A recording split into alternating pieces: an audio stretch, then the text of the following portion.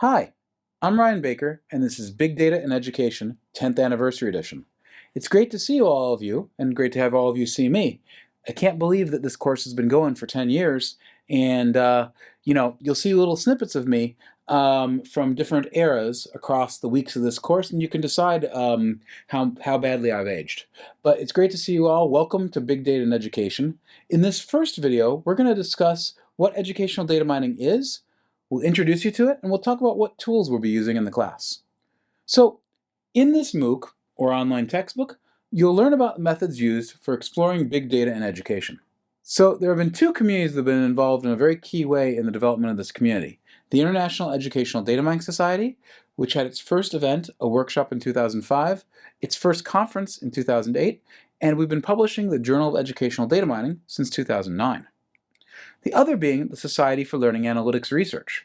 It had its first conference in 2011 and then founded the Journal of Learning Analytics in 2012.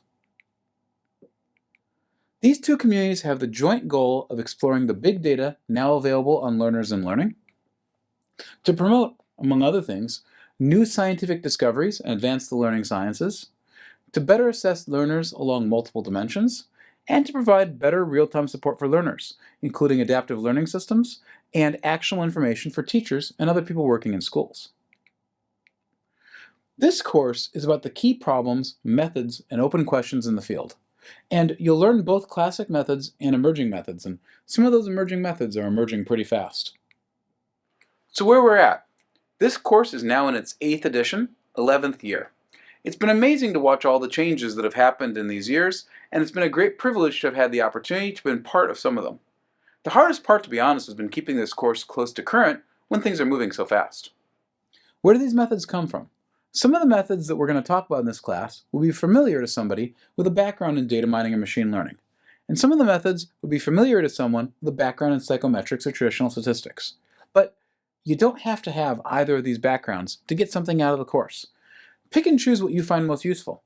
Over the years, the students who've gotten the most out of the course are not the ones who just watch video in sequence, but the ones who focus in on what they find most useful. So this course is named Big Data and Education.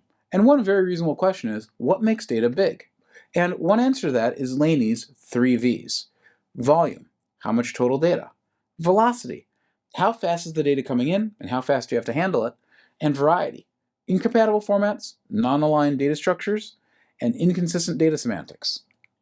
Now, lots of folks want to tell you what the 4th or 5th or 6th or even 7th V should be in order to get you to cite them instead of Laney. And they make up all kinds of stuff like veracity, value, variability, visualization, validity, velociraptors, and honestly, I really like the original 3 V's. I don't particularly see why visualization is any more an aspect of big data than velociraptors are. Is educational data big? Well, no. It's not, right? Like the PSLC Data Shop, which is the largest public open repository, is the tiniest of pebbles compared to the mountain that is Google. And that difference gets bigger all the time, even as educational data keeps getting bigger. But hey, at the same time, the name of this course is Big Data Education, thanks to someone in marketing in 2013. And big data in education is big. It's big by comparison to most classical education research. It's big compared to data sets in many domains. It's just not Human Genome Project or Google big.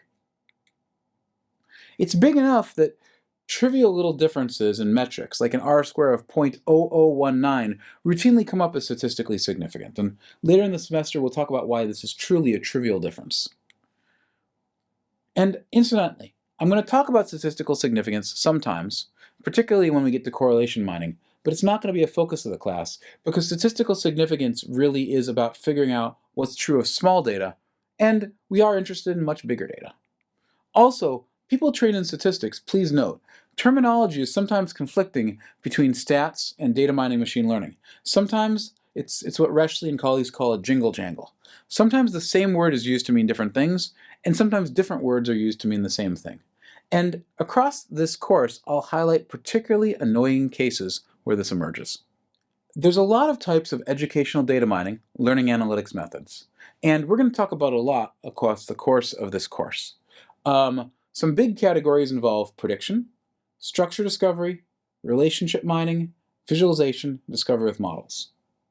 In prediction, We develop a model which can infer a single aspect of the data, which we call the predicted variable. You'll also sometimes see dependent variable or target variable, from some combination of other aspects of the data, the predictor variables, which you'll sometimes see called independent variables or features. So you might ask questions like, can we predict which students are off task? Or can we predict which students will fail the class? In structure discovery, we try to find structure and patterns in the data that emerge quote-unquote naturally, with no specific target, no specific variable we're trying to predict, and no specific research question necessarily in mind. In relationship mining, we look at discovering relationships between variables in a data set that has a lot of variables. And the types of relationship mining basically vary in terms of what kind of relationships we're looking at, from correlations to sequential relationships. In discovery with models, a pre-existing model developed with EDM prediction methods or clustering or knowledge engineering or whatever is applied to data and uses a component in another analysis. And this is one of the places where you see the difference between applied data analysis in specific fields and more kind of core traditional machine learning data science. Because discovery with models is something that pops up pretty much every time you see an applied intersection of data science with a specific discipline. So what about generative AI and large language models, I hear you cry? In some ways, generative AI is its own category. Things like automated content generation and automated content adaptation that previous methods just simply couldn't do anywhere near as flexibly. But it can also be used in some existing areas. Originally, large language models, for example, came from simple sequential classification. But they're also now used for classification in general, new types of structure discovery like topic and qualitative code discovery, and other things. Chapter 7 of this course is now all about generative AI and large language models, and that was a pretty big shift. It's new as of this edition. But generative AI and large language models will also be mentioned throughout the course where appropriate. So some closing thoughts on this first video. Educational data mining and learning analytics methods are emerging for big data in education. There's a lot that have now been around for over a decade, but there's also things that are just continually emerging as we go, as data science itself moves forward so quickly. In this class, you'll learn the key methods and how to use them for goals like promoting scientific discovery and driving intervention and improvements in educational software and systems.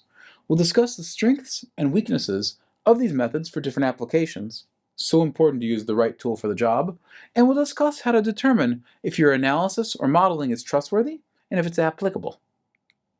Thank you very much, and I'll see you in the next video.